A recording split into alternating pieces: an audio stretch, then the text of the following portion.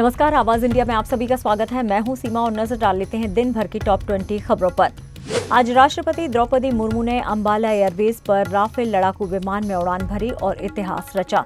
इस उड़ान में वायुसेना प्रमुख और वरिष्ठ अधिकारी मौजूद थे। इससे पहले राष्ट्रपति ने सुखोई 3 MKI में भी उड़ान भरी थी।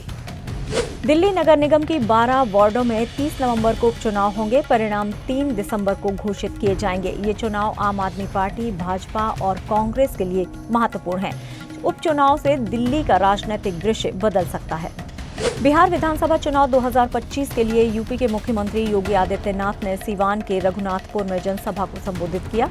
उन्होंने आरजेडी के प्रत्याशी ओसामा और शहाबुद्दीन की आपराधिक पृष्ठभूमि का संकेत दिया। उन्होंने कहा कि ये उम्मीदवार पूरे देश में कुख्यात रहा है। सभा में उन्होंने जनता से सतर्क रहने की अपील की। उत्तर प्रदेश सरकार ने गन्ना किसानों के लिए बड़ी राहत दी है। गन्ने के मूल्य में प्रति क्विंटल 30 रुपए की बढ़ोतरी की गई है। नई कीमत आगेती प्रजाति के लिए 400 रुपए और सामान्य गन्ने के लिए 390 रुपए प्रति क्विंटल तय की गई है। आरएसएस के अखिल भारतीय कार्यकारी मंडल की बैठक में देश भर के सामाजिक हालात पर चर्चा होगी। संघ अपने शताब्दी वर्ष में हिंदू सम्मेलन और गृह संपर्क अभियान की योजना बना रहा है। देश भर में 1 लाख से अधिक सम्मेलन आयोजित किए जाएंगे। भाजपा विधायक संजय किनीकर ने छत्रपति साहूजी महाराज रेलवे स्टेशन से उर्दू नाम हटाने की मांग की है। मेट्रो स्टेशनों के नामकरण को लेकर कांग्रेस ने विरोध जताया। हाल ही में औरंगाबाद रेलवे स्टेशन का नाम छत्रपति संभाजी नगर किया गया था। ये विवाद राजनीति में गर्मा गर्मी बढ़ा रहा है। असम में कांग्रेस के कार्यक्रम में बांग्लादेश का राष्ट्रगान गाने को लेकर विवाद हुआ। बीजेपी ने कांग्रेस पर बांग्लादेशी प्रेम होने का आरोप लगाया।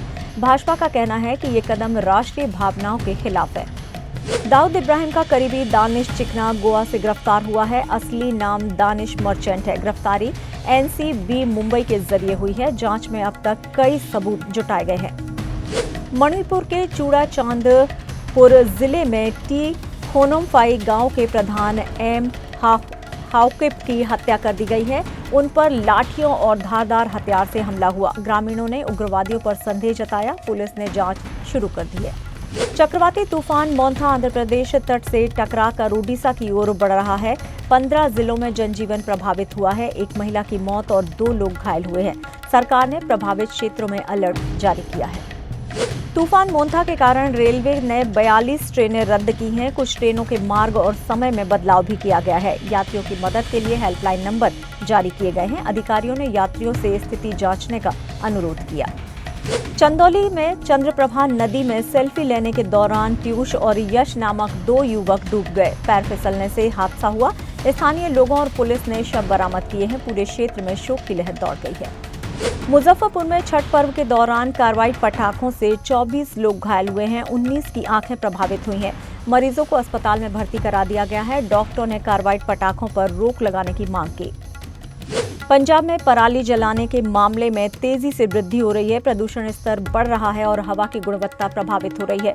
पिछले सप्ताह के मुकाबले मामले दुगने हो गए हैं। प्रदूषण नियंत्रण बोर्ड ने सतर्क रहने की चेतावनी दी है।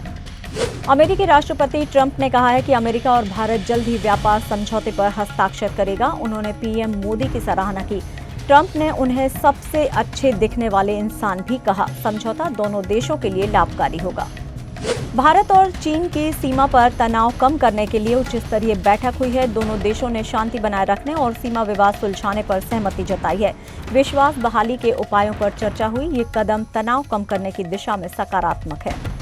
जापान दौरे पर ट्रंप ने पीएम तकाइची की तारीफ की। तकाइची ने उन्हें नोबेल शांति पुरस्कार के लिए नामित करने का वादा किया।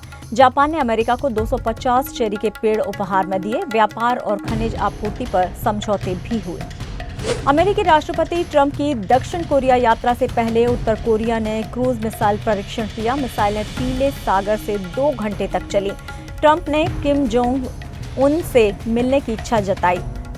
उत्तर कोरिया की ओर से कोई प्रतिक्रिया नहीं मिली है। भारतीय शेयर बाजार आज तेजी के साथ खुला। सेंसेक्स 287 अंक बढ़कर 84,916 पर पहुंचा। निफ्टी 86 अंक बढ़कर 26,022 पर रहा। खालिस्तानी आतंकवादी गुरपतवंत सिंह पन्नू के संगठन ने दिलजीत दोसांझ को धमकी दी है। 1 नवंबर को ऑस्ट्रेलिया में होने वाले उनके कॉन्सर्ट को रद्द करने को कहा है।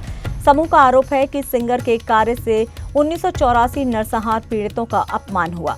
और फिलहाल टॉप 20 खबरों में इतना ही, लेकिन आप देखते रहिए आवाज इंडिया। नमस्कार।